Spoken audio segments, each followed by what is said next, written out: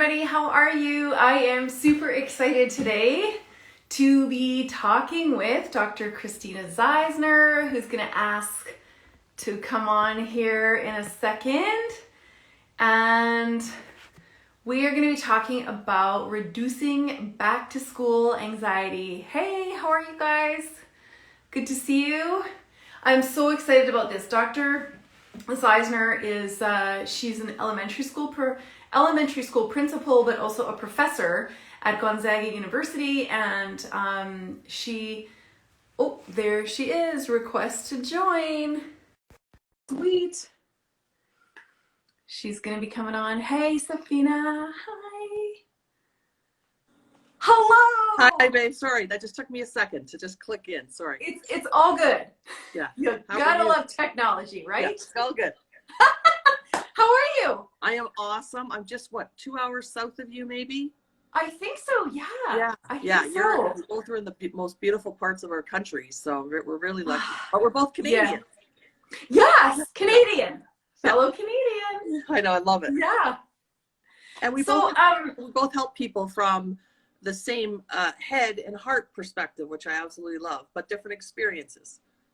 Yeah, absolutely. I just love how you connect with teens. I love how you connect with kids. I freaking love your principal videos. Literally laugh out loud, die laughing. Like, so good. They're so good. I'm not gonna keep and they're all true. I watched them more than once. I love them. Yeah, people say that. It's so good. I do too, because I do too, because it's really embarrassing, actually. But it is fun to go back and relive some memories and to just look at it from a different perspective now, because a lot of those things are very difficult to help kids through. But we all got through it, and we all learned something from it, and kids grew from it. And I've just always wanted kids to know that I've supported that.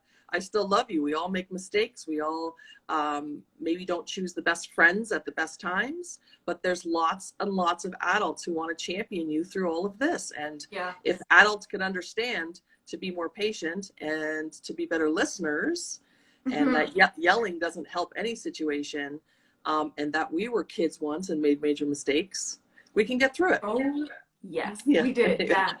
Yeah. So I just want to, for those people who are watching right now, and for those who, I'm going to post this on my IGTV so you can watch it later if you missed it. So hi if you're watching it later. And thank you for joining us if you're watching it right now. So we met through actually another woman on TikTok, and we all we all post things about, you know, supporting teens and lifting up teens and younger children as well, tweens as well. And we kind of found a common thread through there. And so this is the first time that we've gotten to go live. So I'm really excited about that. You do lots of lives on TikTok for educators and for kids and the way that you connect and the time that you give for that is fantastic. So will you give us like a little introduction as to like how you got to here? Yeah, sure. So I'm from Canada, but I was an elementary school teacher for a long time and loved it. And very luckily was asked to become a school leader and became a vice principal and then a principal for many years. And I knew that I needed to be more educated. I felt that I didn't have enough background and expert opinions and understanding of data to be a better leader. So I went and got a doctorate of education. And so through that experience, I then was able to get a little part-time job at the local university in London, Ontario, where I'm from. And I was luckily given a job working with undergrad teachers. And from that experience, I was doing both jobs, principal during the day, professor at night. And I asked my family, would you mind if I invested more time in working with teachers before they got into the profession? And was lucky enough to have Gonzaga University out here in Spokane ask me to come and join their faculty. And it's been a fantastic couple of years, but then COVID hit. And my family is still in Canada. I was very lonely. And one of the things I've always done as an administrator is try and understand what teens and tweens are doing, and especially on social media. So when Snapchat came out, I got Snapchat so I could understand what were Snapchat streaks. That was very important to me, that I could speak social media. Right. So all of a sudden I start seeing these TikTok videos appearing on my other social media. And I thought, well, let me join so I could get the lingo and understand what savage meant and all these things. And so being someone who likes social media, I thought, well, yeah, oh, and the whole dancing. And I'm so jealous of people who can dance. But then I thought, well, I need to learn how to use the app so I can understand sort of kids' thinking process. So I started to use and make my own videos, understand the elements, how to incorporate music. And very luckily, several people started to follow and join. And my friend said, you know, you have a nice opportunity here to talk about your experiences as a school principal. And so I just started sort of telling these funny stories from the principal's perspective, which really, really caught on. And then I started to see that I was getting a lot of questions from people or a lot of shared experiences. And I thought, well, I miss being in a school as a leader. And when I discovered the live button, this sort of avenue where it really feels like we all are in a staff room, teachers, parents, kids, brainstorming things that are very relevant, things that are happening right now. I just felt I wasn't so lonely. I knew what people were going through in the corona, and that I was sort of giving back and providing some value to people.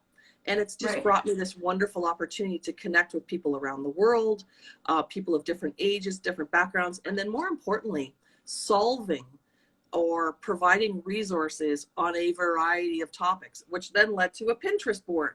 So after the lives, whatever the topic was, we then take all the resources that the group brainstormed and make a Pinterest board so people can access, whether it was anxiety resources for teens and tweens, or social emotional supports for parents, or how do you encourage high schoolers who aren't engaged in online learning. And it's just become this sort of wonderful daily school leadership experience where I get to do both. Now I'm a principal, now I'm a professor during the day and a principal at night. So it's been really fun. Yeah. That's awesome. I want to make sure at the end before we go that we talk about those Pinterest boards so people watching can make sure that they find those. That's a great point.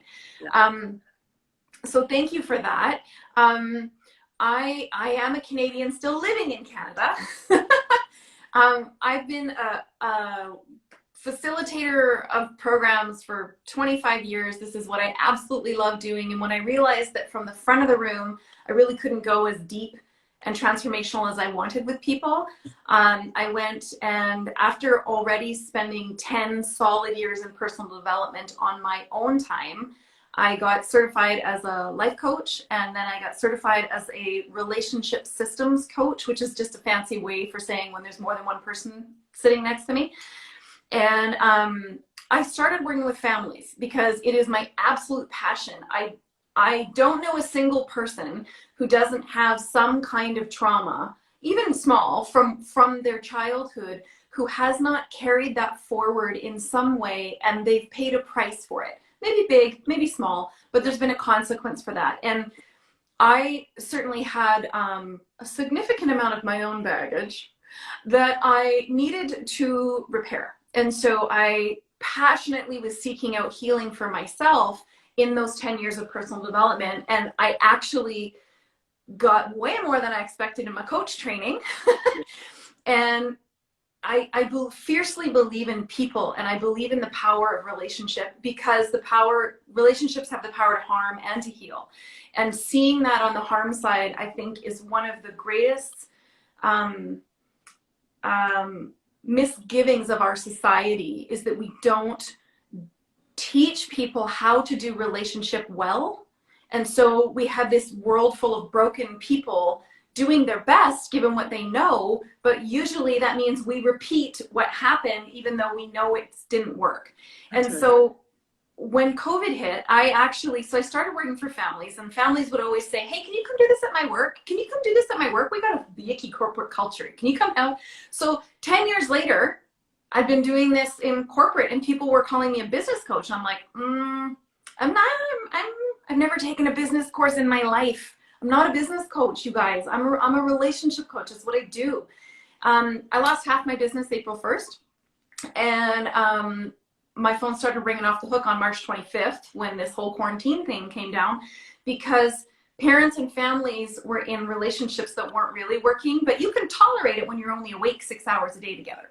That's right. And then when you can't tolerate it anymore because it's 24/7, and so my phone just started ringing and ringing. It was like, okay, Allie, if there was ever a time to return to your heart, and that's truly my passion. It is absolutely passion. When we get relationships right at home, we literally will change the world. I believe we will change the world. And so I wasn't, my heart wasn't in what I was doing. I love people, don't get me wrong. It wasn't my clients. I love people. I just didn't love talking about business relative to relationships. I wanted to talk about family relative to relationships. And so for me, this has been a massive blessing and an opportunity to pivot. I hate that word now, but to turn and go back to working with parents and teens. And so, me too. And so, right. I missed that piece. Finding, TikTok and then seeing your videos, and then I'm, doing a lot of parenting stuff, and it's been just such a gift. And this whole going back to school thing. Yes. In a pandemic, which I'm going to tell you, as of about 2 hours ago, live breaking news, Alberta and BC have just delayed the return to school. Yes, for like 3 weeks. Something like that. I didn't read the entire release, but just that's current as of today, Tuesday the 11th. Makes me happy.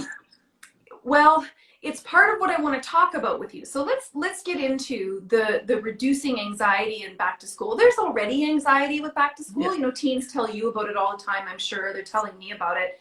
When you add a pandemic on top of that, and then we're uncertain about what all of the government regulations will be around that, spacing, distancing, just all of that stuff, I think the anxiety just goes through the roof. Really. And more importantly, it's this idea of there's no answers. We don't know. And often then people, as we know, we've learned from Brene Brown and those people, we start to create our own story. Yeah. And so I've just been demanding if people would just make some decisions. Yeah. It's the unknown that creates a lot of the increased heartbeat, the sweating, the crying, the headaches. So it makes me happy that a decision has been made. Even if it doesn't feel it's going to work for your family yet, at least we can start the planning. Right. I've just been so upset that decisions have taken so long to be made. Yeah, there's been a huge lack of, I think, of leadership around this. And I think parents have been left a little bit in the lurch as far as how to support their teens, because there's no decisions, or the decisions are kind of wishy-washy, or over here it's A and over here it's B, and it's like, is the left hand not talking to the right hand? Yeah. And there's a huge financial thing here. And what that's doing is our adult friends who are thinking financially, who's going to watch my children during the day because I need to go back to work. We need to get a second job because we've lost some things over the pandemic. That is going on to our children.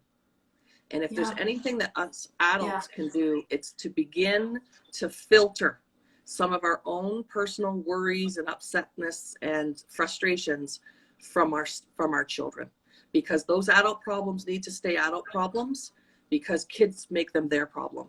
And it's not right. They don't have necessarily the mental capacity. They don't have the experiences. So at least now we have a decision. So now adults can begin to do what they need to do, and we can continue to get kids where they need to be. So I'm happy a decision has been made. Yeah, and I love your point about, because this, particularly with teens, like high school teens, I think parents, that's a stage of life where parents are moving sort of from parent to manager, not really, not maybe totally friend, but not totally parent. And so it's easy in this situation to be expressing frustration with someone who's, say, 16, 17, they're not two. And yet, as you said, that's a lot of that frustration or those concerns.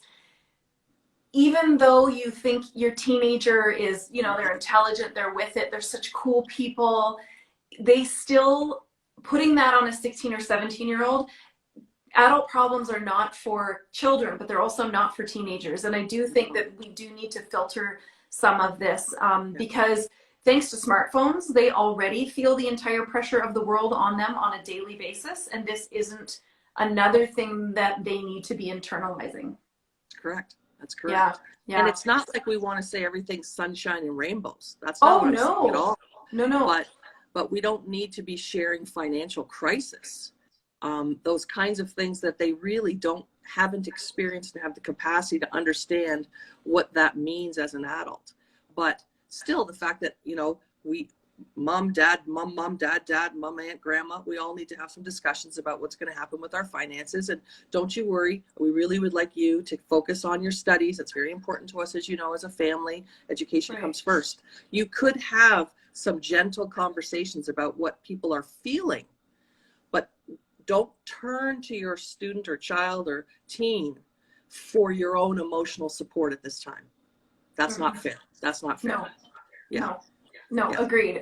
We have to be cautious of the arena, and that even though we feel our teen is really mature and there might be other things we would share with them before all of this, it's too much. It's too much. So that's a good tip for parents, is that, maybe install a filter that you may not realize you don't have, or maybe you didn't feel you needed before. This might be a place where you might want to install that filter. Yeah, for sure. And you would know, because it would be some of the vocabulary you're using, Right. And we hear it in schools often, where kids will mimic what their families have said at home. And it breaks my heart, because they're saying things that are hate-filled, that are not, that are untruths, that are well beyond their maturity level.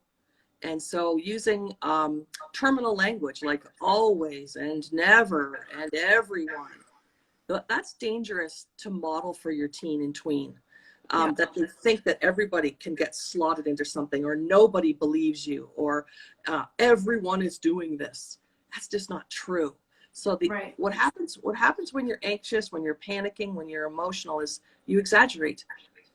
Not because you want to, but because you need to. You need to be getting things out often. And that goes off onto your teen and tween sometimes. So just be super careful with your vocabulary. Yeah, and that would be, that's so funny, because I was like, I gotta do a blog on always never, because that's something that as parents are feeling more and more stressed, they may be using that vocabulary that, as you said, is then wearing off in your teen. And boy, I always say to people, if you ever want to know what you're thinking or what you're doing in your life, just go watch your child. That's right. That's correct. Just listen to them. Yeah. You'll find out. Yeah. Because there's the mirror right there. Right. Like it or not. Yelling begets yelling. Bullying brings bullying. Sadness brings sadness. They are little tiny little apes of us. They ape our behavior. They mirror our behavior. You are the model. And while we've seen some phenomenal parenting, and we know parents have worked so hard through this, we're now tired. We're now exhausted. We're now at the end of our ropes. We're now confused beyond anything we've been before. We now don't have a lot of answers. So now we're in a really scary place for our own selves. We need to be super careful. We have a nice, safe boundary put up with our children's conversations. Yeah. So let's talk about the 4 tips we were going to get into as far as reducing anxiety around back to school. And we could be talking about this, I guess, from 2 angles. We could talk about it from parents. Could talk about it from teens, maybe from both. What's one of the tips that you want to share with, as far as reducing the back to school anxiety? Well, with both parents and even teachers and kids, is I believe you. I believe your feelings. I believe that what you're feeling is true. I love you for that. I'm glad that you're feeling. So that the first thing is, I'd want them to know that we believe them, and we know it's true. And I would never say, I don't believe you, don't feel that way. That's not true. I completely appreciate the feelings you're having. And I would want them to know that they have champions in their corner that they could come to who would know that. Yeah. That's really important to me as a principal.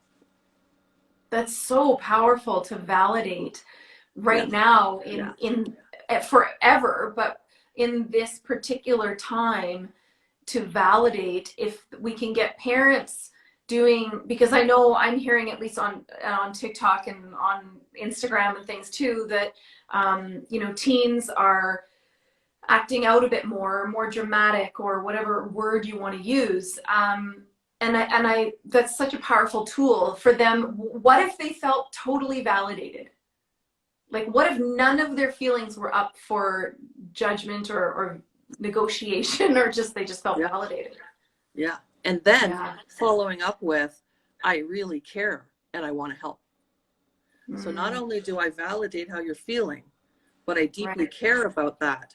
And now I'm here to help. Right. Because again, often when people share their anxious, a mental health situation, people go like this. And I would want all of us who are supporting to lean in and to be a better listener, and for them to know I really care and I want to help. Yeah. Yeah. I'm just seeing a comment here. Ash, seeing a huge range of emotions in our household from the kids. Yeah. Probably a bigger range than what you might already be getting given what age group you're having, because this is stressful for everyone. So validation is absolutely huge.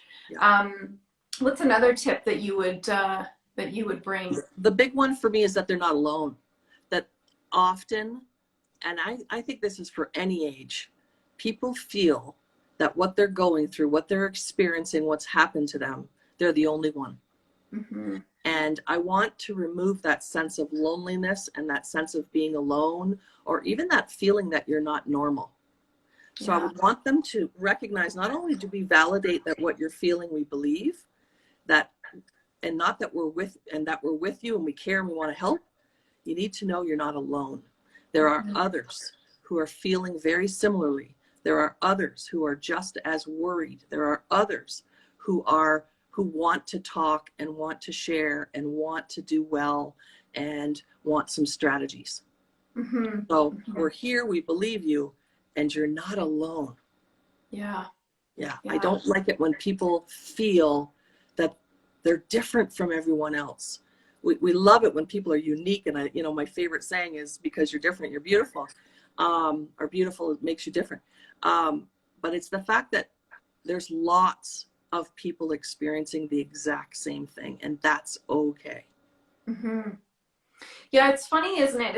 It's a truth and a stigma, I think, around mental health, is that it feels isolating, and it is isolating. Like our mental health, there's something about the psyche that tells us that when we're having feelings that we would deem as negative, which I don't like that term anyway. It's all human, so I think it's all amazing. But when we're having those kinds of feelings, that we're somehow, less than, isolated, we need to isolate, or which none of that is true, for sure. And we need to say, and I can see that Linda has said, Aunt KK in the comments is saying the same thing. We need to be able to say, please talk, and I'm going to listen. Yes. So get it out, and you need to know that I'm going to be a really great listener for you. Yes. And as Aunt KK says, it's key, and it really is. They need someone to listen to them. Mm-hmm, mm-hmm. And I think given that I'm working with families, as far as back to the home environment, that's one of the greater stresses right now, is because as parents are under more stress, whether it's because of the pandemic and the social isolation, kids are acting out more or have more feelings to deal with, or excuse me, apparently I have an itchy nose, maybe that the parents are more stressed because of financial reasons.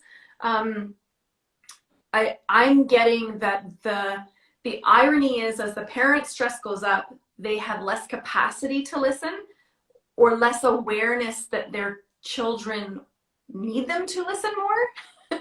And so I'm trying to support parents to be like, okay, I know you're really stressed. I know this is a really stressful situation, but here's the thing that I want you to remember to bring you back down here. Just as you said, in order to listen to our teens or another friend, another parent, nowhere in there does it say you need to fix them. That's right. You need to have all the answers. No. You need to wrap it up in a bow, or you need to be the expert. Like, none of that has anything to do with listening. Correct. So if the parent is feeling more stressed out because they already have so much more on their plate, and then their teens are acting out and need to need to talk to feel heard. It's like, well, they're just asking you to just be present and listen. And I think it's this fallacy as a parent or perhaps as a teacher or an educator that because we care so deeply about these kids that we want to have an answer. But it's not so much about, it's not about an answer. It's not about fixing anything. It's just about listening and validating. Especially because anxiety presents itself so differently in every single person. Yes. So what I might suggest to one person would be very detrimental to another person. Right. While we know that exercise is very good for everyone, while we know that journaling and meditation and all those wonderful emotional, mental, and physical activities are wonderful for everyone, I might suggest someone go and seek further medical support, but that would be detrimental to someone else. So when we do offer an opinion, it really should be, I'm not feeling what you're feeling, but I really want to offer you an empathetic and compassionate ear. Right. Everybody deserves that. Yes. But there is no right answer for that would work with every single person because it appears so differently. Right. Right. Yeah. And making up, that's stressful. As soon as I come into the frame of mind going, oh my gosh, they're going to tell me something and I have to fix this. I have to solve it. I'm stressed. Right. Oh yeah. So let's just take that off the equation. That's right. That's right. Right now, we just need to hear each other, whether it's mamas talking to mamas or parents, or you're talking to teen or educators too. Because this is enormously stressful for educators, I imagine. Can you give us a little bit of insight, given that you're a professor and mentor other teachers and everything, and you're also a school principal, correct? Yes. Yeah. So what is this whole thing? I really want for us to come out of this knowing that this isn't an us against them and then the big pandemic. Like that we're all in this together. Whether you're a parent or an educator or a child, we're all in this together. Well, think about it. Back to school is generally a very difficult time for many people. Whether you're sending your child off for the first time to school, that can be very difficult for some people. Whether you've moved and you have to start fresh somewhere, very difficult for some people. Whether you're transitioning to a whole new building as a teacher or a student, you've gone from middle school to high school or elementary to high school. It's a time of transition. And we don't spend a lot of time in schools teaching how to transition well. We don't take a lot of time to talk about what it means to go from this grade to this grade, or this class to this class, or this teacher to this teacher. And schools who offer open houses the week before school starts and all the teachers are there and the doors are open and comfortable, doesn't happen enough, in my opinion. And I don't know about you, but I don't do well going to a place I've never been before. And I'm a 51-year-old person with lots of life experience. I still get very uncomfortable and very anxious going into something that I've never experienced before. Yeah. Imagine a little person. Imagine a teen moving from the 8th grade to the 9th grade.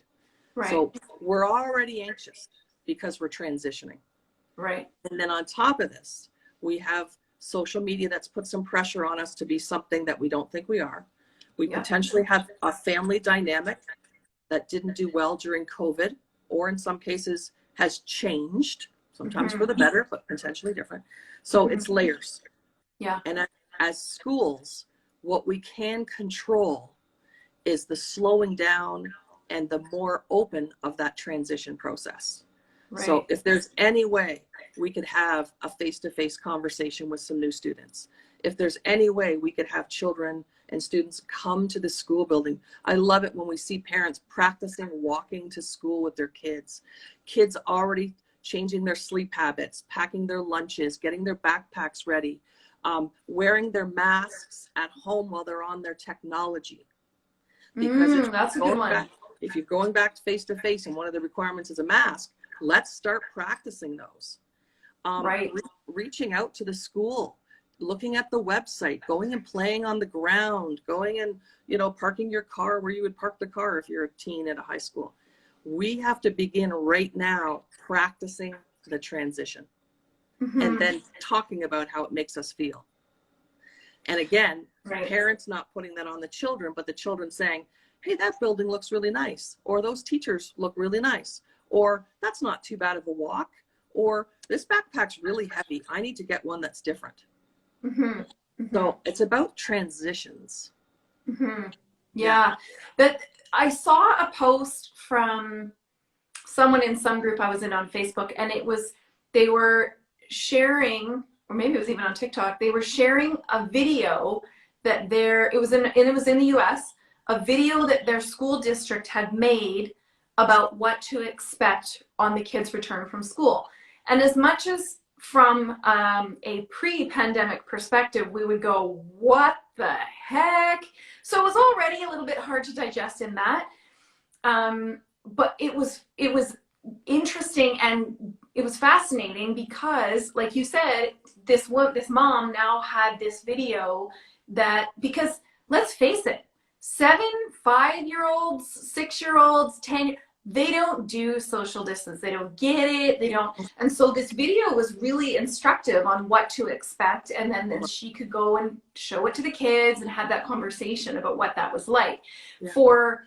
I don't know, because my kids are not elementary school age. I don't know what it was like for our kids in Canada in June when they went back at an elementary level, because the return was optional. So we didn't have probably that many kids in the classroom.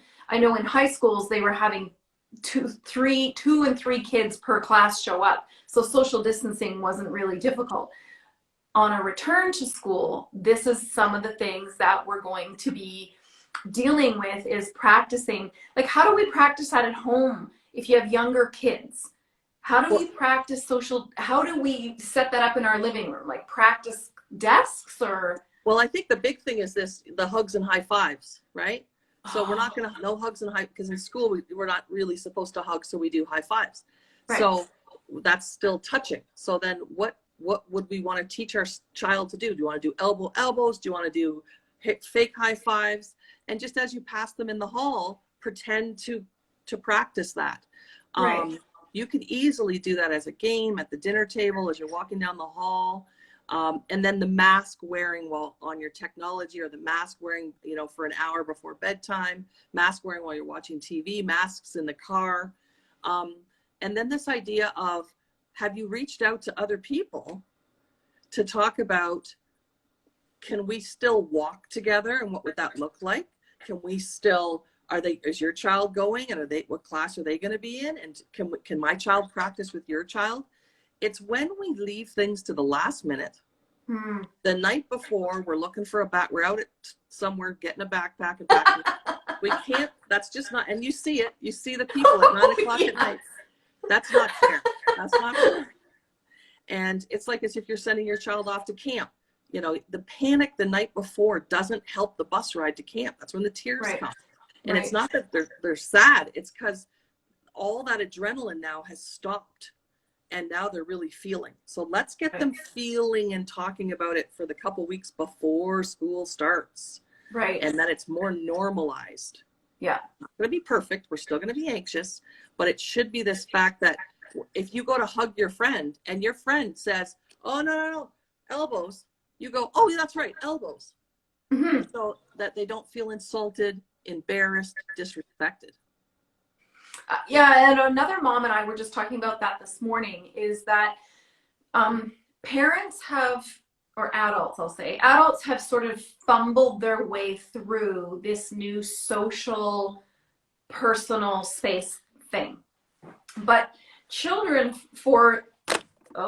I don't know what happened there. It went dark. Children, for the most part, haven't had to quite adjust to it the same, because other than people within their bubble, they just haven't been adjusted to that. And I have a lot of teens telling me that their anxiety is extremely high, because social perception as a teenager, a tween, is everything. It's everything. So are you going to be the one who's like, oh, she's so, or he's so, because he won't even do this? And how do we give our kids permission to set, I mean this within the current regulation, set their own boundary? That's right. So that's right. If I have a teenager who doesn't want to do that, like they just don't want to, how do I help them develop a language around that so that now they're not the, oh, she's, you know what I mean, right? Like, Yeah, yeah. God forbid you're different. I'm also worried. I'm also feeling that as families, I would want to have some sort of mantra that my child's going to say if I sneeze or cough, because I know what's going to happen in schools. Someone's going to cough and 3 kids are going to go, Corona. And then next thing you know, at recess, 26 kids are going to come running up to you and go, you have Corona. And then at lunchtime, 126 kids are going to come up to you. We need kids. We need kids to have some sort of statement if they sneeze. It's allergies, settle down. I have allergies. Can everybody back off? Yes. And as educators, we need to be able to control that too, because the rumor mill that's going to go on through schools by a single sneeze, a single cough, a runny nose, or a day absent is going to be really, really tough. And so I agree. As a parent, I would want to be practicing my mantras. And as simple as, no, virtual hugger, I'm a virtual hugger, and one little statement and then keep on keeping on. Or, no, I got allergies, and keep on keeping on. And just a little bit of strength-based mantra, repetitiveness, would be important. And what the big discussion, as you said, is your child may be very prepared. Obviously, our wonderful followers who are on here want to be prepared with their children. What's your child going to do when someone runs up to them to come into their space and they haven't had that opportunity? So as a mom and a dad and a parent, you need to be able to say, how are you going to help others? Right. So this idea of, no, we virtual hug now, it's a Corona. And it doesn't have to be disrespectful or perceived as bossy or mean. It's got to be from a supportive stance. Yeah, because I think what I'm getting from some of the teen girls is that they're terrified that if they're the one in the group, because, like they're all close and besties, but if they're the one who says, no, I'm not okay. And I mean, I have an anxiety child myself, presents as sort of Asperger's, and so huge personal space boundary. And so empowering these kids to make a different decision than the rest of their friend group I love what you're saying, is empower them and practice it at home. Okay, let's practice. I come up to you, and as you said, come up with something that's super quick and it's done. Because particularly tweens and teens, man, the social ostracization that goes on around that, and that just because their friend group is deciding that elbow pumps are fine doesn't mean that the one person in that group has to be okay with that. Yeah. And as a principal, I just think that some bullying is going to take actually, and I don't use the term bullying lightly, because often I have a sort of a chart of the sort of mean, disrespectful accidents, and we eventually get to bullying, where someone's going to sneeze, someone's going to say you have the Corona, it's going to be told at recess, it's going to be told at lunch, they're going to be texted it 50 times at night, and it's going to turn to a bullying situation because there's going to be a power imbalance and it's going to be continual. And all because somebody sneezed, and it's September in the world, in North America, where we have allergies. Right. So how do we as families get our children to say, don't draw attention to other people if you think they have some sort of symptom. You're not a doctor. That's none of your business. I love that. So we've got to work with our own child to not become a bullier or someone who's a labeler or someone, maybe even by accident, starts a rumor.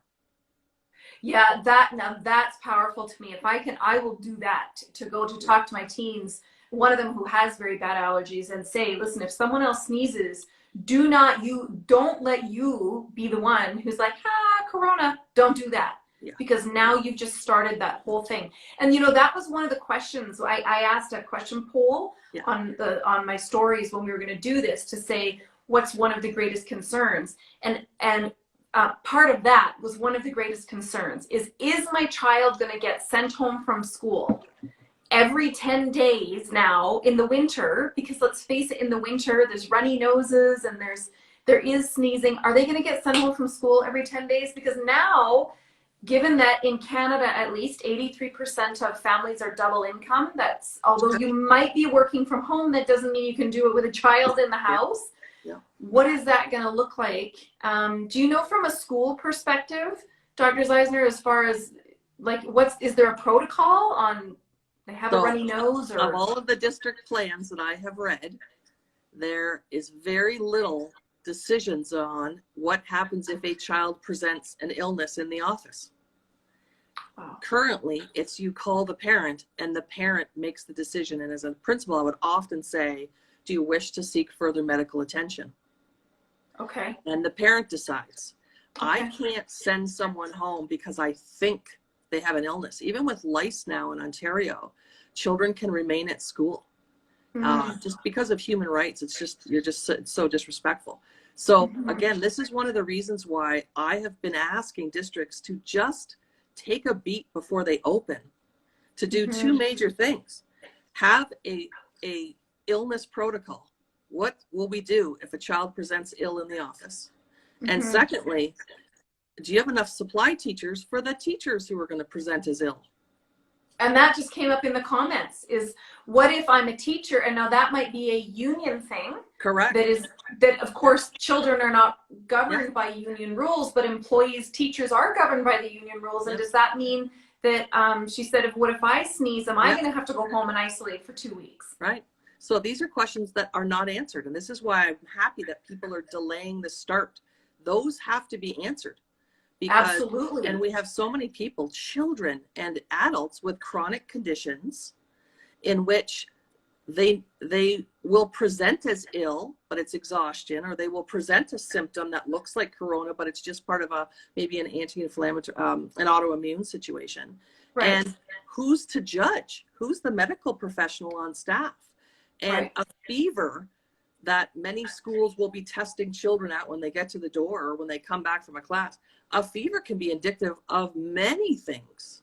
And I would not want a teacher who's not a medical professional to take a temperature, oh my goodness, it's 98.6, and send the kid to the office, and then a secretary, an admin assistant who calls home and says, your kid's got corona. There literally needs to be a written protocol about what happens if someone presents with a symptom or a fever. And so this is why let's just delay a couple more weeks to get those really important questions answered. Yeah, because I just saw in the comments that some of these teachers, they go back in 9 days and they're not delayed. And one of the points which was interesting was by their union management, they get by their 11th absence, they're on attendance management. What if it was because of them doing what the union also said, which was isolate? And so it's like but like you said, you know, where's all the teachers on call that are going to cover if every teacher goes on a 2-week, like, we can't do that. Yeah. And they don't have enough sick days. Yeah. No. You know, and then who plans and who does the marking? And this is why when I hear that they're delaying a little bit, it makes me happier for multiple reasons. Let's get some things straight. Let's let the virus work its course. Let's get closer to a vaccine. Let's help parents get technology straight. Let's hire more teachers. There's a lot to be done before we try and bring us all back together. In my opinion. Yeah. You know, and that brings up another issue which I wanted to point to from the parents and teens, which is these teenagers are already, and tweens for sure, already very out of sorts because of the social isolation alone. Now, that doesn't mean, and I want to be really careful of this, I'm not just talking about extroverted kids.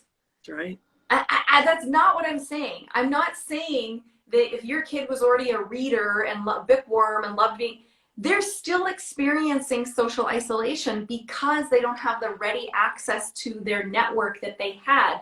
And I don't care what you tell me, through a phone or on Zoom is not the same. That's right. So these kids are acting out in this way. And now we've got parents who, some of whom are at a back to work or adjusted work, working from home virtually. So delaying the school, I'm not going to kid you, is also a stress for some parents because they were like, really? I was so close. Yeah. You know, and then, but that's not happening for good reason. And so these teenagers who are already out of sorts and are desperately looking for some form of structure again, which parents can't always provide, especially in the summer. And if parents are going through all their own work changes, now you have teenagers at home or tweens at home who are not going to get that structure for more time. Yep. And so the anxiety starts to rise higher. What are some of the things that you would say to these kids? You know, Yep. I mean, you work with these kids that might help them to weather this last wave. Like, we were so close. Yeah. And by the way, just if you just got on, we're talking about in Canada, British Columbia, and Alberta, just within the last few hours have announced that they are delaying their back to school start date. So that is not true for everyone. We're just talking about those two areas right now. What would you say to those kids? The big thing that's been working, and I have a niece and nephew who are both 17 and 15 and about to transition to high school too, is we've stopped saying, I want my normal back, because it's not going to be normal. But what you are going to have is a new reality. Right. So let's talk about what that new reality is going to look like, feel like, and even smell like, because the cleaning products that are going to be used and expected are going to change the way things smell. Yeah, you're right. Yeah. And so if you're expecting to go back to normal, we need to get you to recognize that's not what it's going to be. Mm-hmm. So how can we help you embrace this new reality of potentially mask wearing, potentially farther away, libraries closed in schools, potentially no sports, potentially not a lunch line like before. But the new reality is you still get to eat in the lunch, but you bring your lunch. You still get to get books, but bring them from home. You still get to be with your friends. It's just not sitting at those common desks like before. Right. So recognizing that you're going to get what you need, but it won't be what it was. Right. And that's about growing and maturing and embracing what's in front of you. And that it's about your learning right now. Mm-hmm. We want you to get back to being a great learner. Mm-hmm. So how can we get you to recognize that you still have your phones and you still get all your social media fun, but for the next little bit, can your reality be that you're really focusing on learning and developing relationships with your teachers and your studies and what you want your future to look like? And so sort of moving away from the dread and the doom of the past, and that chapter's closed, but a brand new chapter's in front of you. What a lovely fresh start it can be for you and your family and your friends. And that's the sign of a mature person. Right. And as teachers, we love seeing kids mature.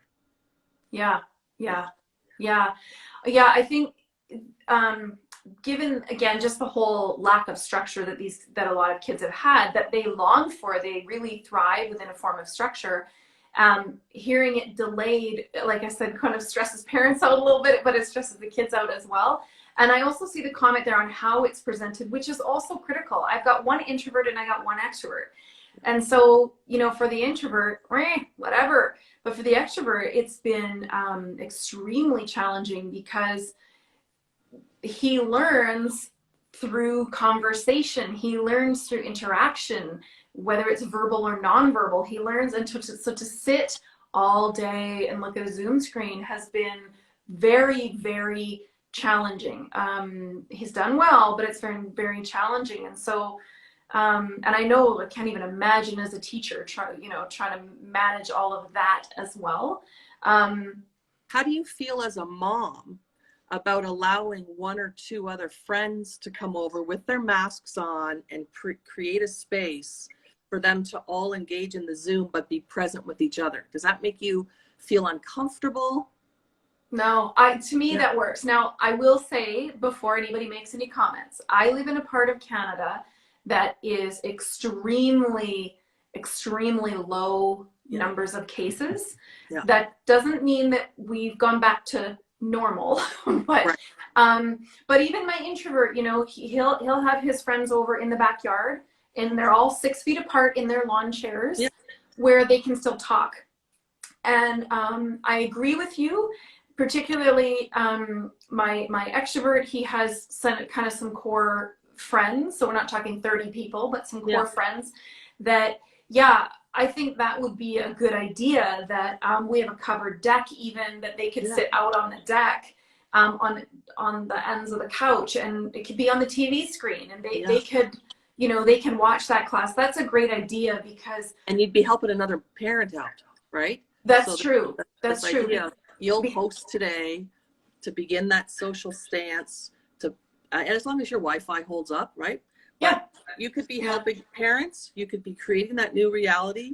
They could get a little sense of I don't want to say the new normal, because we're not saying new normal now. We're saying new reality, but a feeling of normalcy with their friends, and still honor the district and the teacher and the work that needs to be done. Right. Yeah. Yeah, absolutely. Absolutely. There's so much packed into this that I'm sure we could go on for hours, literally. One of the things that I'm seeing and hearing from a lot, given that my TikTok account now appears to be almost all teenagers, is the level of anxiety. And I promised them on this I would share one of my tools that I've learned, whether it's them, I should talk to you, whether it's the teenager thinking about going to school, teen, tween, whether it's the parent talking to them, whatever. This is a simple tool that I've used that works really, really well, because anxiety in the brain is like a consistent and somewhat unrealistic level of worry that goes on for an extended period of time. Right. So in order to get that runaway train sort of back, what I ask is, what's the worst case scenario? Yes, that's right. Because anxiety wants, like, just as giant. It's like the kid wants to be fed. Pick me, the fire. Yeah. That's what anxiety is doing. Let me talk about, because I got the worst stories. And so, yes, Alberta and BC are delayed. It was just announced about an hour ago. So what to ask themselves is, what's the worst case scenario? And don't edit it. Do not edit it. Don't apologize for it. Don't dim it down. What's the worst case scenario? What's the worst thing that's going to happen? Then we go over to the other side. What is the best, like, if you could make it up, and I mean Marvel's Disney movie combo with Pixar. Like, if you could make it up, and yes, one of the options would be you have a magic wand and make school disappear. That's fine. Sure. Probably, you know, pick something more creative, but you could do that. If school's going to disappear, what is the best case scenario if you absolutely could make it up? What would happen? And then we go to the middle ground. What's most likely? So what's most likely? Those three questions tend to anchor the anxious thought. It doesn't mean it completely takes the anxious thought away, but it helps the brain to put some brakes on the runaway train, give it a voice, but find a middle ground. What's the worst case? What's the absolute best case? And then what's most likely to happen? Yeah. So as round going, whether it's going back to school now, or whether it's, well, when will school start, or for those kids graduating this year, what if I don't get to graduate, or all of those thoughts. And I think it's a great tool. I mean, anybody can use it. Yeah, parents can use that one as well. That was one thing that I wanted to share from the teens that are saying to me, COVID alone, like pandemic alone, they're super stressed about who their teachers are going to be, what subjects, because timetables don't come out until usually the first week, and am I going to get that right? And what if I don't get this class? And, use that for one. I will also tell you, in fact, you and I could probably both say that even if your timetable doesn't come out right, exactly, come our age, not going to remember, nobody cared. Nobody cared when it came to, did you get a good job? Nobody cared about that when it came to, could you do your job well, if your timetable worked out or not right. So worked out well or not. So just a little bit of perspective that I find I'm giving my teenagers too, who are stressed about getting good grades, and they're already thinking about, what they're going to do for their living, and how they're going to get to good jobs. And okay, this is have your sons watched The Last Dance? the Michael Jordan story on Netflix? Yes, they're obsessed with it. They talk about it at dinner time all the time. They love it. One of the episodes near the end, maybe number 9 out of 11, they were going for their 6th championship or something, and everyone was a hot mess except Michael Jordan. And they were able to pinpoint the fact that Michael Jordan is able to always, 100% of the time, live in the present tense. He is always present. Wow. And what the saying is, and I'm not going to be able to say it right, but the essence is, I don't worry about what I can't control. I don't worry about what's going to happen next. Right. A lot of us don't have the opportunity to enjoy what we're doing right this second, because I'm thinking about, oh, I got to go golfing tonight. I got to go make dinner tonight. I got to do the laundry tonight. Instead of enjoying this beautiful moment that I have with you, which is enlightening and enriching. And I just want so many kids to see that small clip of Michael Jordan saying, I don't worry about what I can't control. I don't worry about what's going to happen in the future because it hasn't happened yet. Mm-hmm. And I watched it and I thought, oh, be more present. And if we could just get people to recognize, okay, what are you doing right now? Where are you sitting? What are you touching? What are you smelling? What are you seeing? And to just come back to where they currently are. Because often when kids come to my office and they're having an anxiety attack or they're anxious, it's about something they can't control that's happening later. Yeah. And we don't even know if it's even going to happen. Right.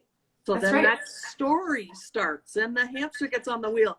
And it's for us, I think, as adults to say, where are you right now? This is what I say to kids. What are you touching right now? What are you smelling right now? It's almost a meditation if you've ever done meditation and you want to become aware of where you are. And you just see the shoulders go down. You see the deep breath happen. You see their eyes open a little bit more. And so I just connected his story to the idea that I try and get to people to be, how can you connect to where you are right now? Yes. Yeah. Yeah. Yes. Yes. And that, I have one last point that I want to bring in. It's exactly going where you were going with that. So again, my oldest was diagnosed with generalized anxiety disorder when he was 8. It was quite obvious by the time he was about 2. Something was not the same as other kids. Bless him. And with kind of some bent on sort of OCD, performance anxiety, social anxiety. And so it's been an opportunity for us in our family to do a lot of learning around that as well. And something that I learned that I've used for myself a lot, and that he has used in school too, is EFT. So emotional freedom technique. It's called tapping for short. Yeah, that's right. Now, teenagers and tweens, the last thing they want to do is go to school and be doing something like weird that people are going to look at, right? Yeah. Right. Okay. So here's how we do it in our house. Because now I'm doing this in front of the camera. Secret tap. Yeah. Yeah. I'm doing this, excuse me, in front of the camera so you can see what I'm doing. But generally, your tween or your teen or you could do this like in your lap, like, or down by your leg. Like nobody has to know, under your desk, whatever. Yeah. So there's a couple ways you can do it. You can either do this soft, fleshy part of the hand. Yeah. You can, and it doesn't matter which side, doesn't matter, whatever. So you can either do it that way, or the inside of all of your nail beds are also points. So you could just go like this, or you could just go like that. Okay, so you can do that like under your desk, like nobody's even noticing. Physiologically, what that does is it actually calms your amygdala, which is the lizard brain, the emotional, the fight or flight response in your brain. It kind of gives it like a little bit of laughing gas. And if you've been in labor, you know that doesn't totally take it away, but it gives a little something. And so what that does is it immediately helps to calm your body. It actually helps your body to stop producing so much the adrenaline and then cortisol. So that's a physiological thing that happens. Here's how you actually execute it. If you just did this, okay, this nail bed, whatever one you want to do, under your desk, breathe. So Dr. Zeisner was just talking about getting into the present. This is it. Now, your breath and doing this If you just did those two things and you did nothing else, your body will come down out of that stress response, out of that fight or flight within roughly 3 to 5 breaths. That's it. That's all it takes. However, you want to up level the game. I know you're all high achievers. If you do that, and in your mind, you do not need to speak out loud. Nobody needs to know you're doing this. This can be your own private little thing. Nobody ever needs to know.